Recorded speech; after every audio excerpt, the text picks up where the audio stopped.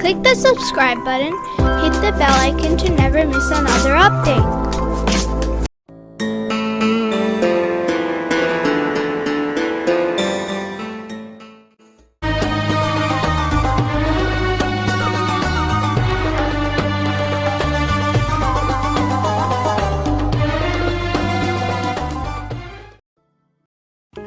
One of the reasons of God's existence is the bewildering things you see in your surroundings. The sun rises in the east and sets in the west every day. The planet Earth completes its revolution around the sun every 365 days.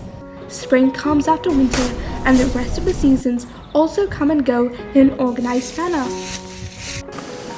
The clouds move in the sky and sometimes send the water they're carrying on Earth in the form of rain. The geysers boil every day, and the rivers flow daily. The trees give fruits in the right seasons, and the winds, with great strengths, are in a journey. In your view, who controls this entire world and these amazing occurrences? If, for one moment, God stops controlling this world, there would not be any of these amazing happenings. At that time, you will see that the world will turn into a cold and lifeless place. They say that once Prophet Muhammad saw an old woman who was making thread on a spinning machine. The spinning machine was used to make threads in the old times. People used to put cotton in it, and by spinning it, used to make threads. The Prophet asked the old lady, "How did you come to know God?"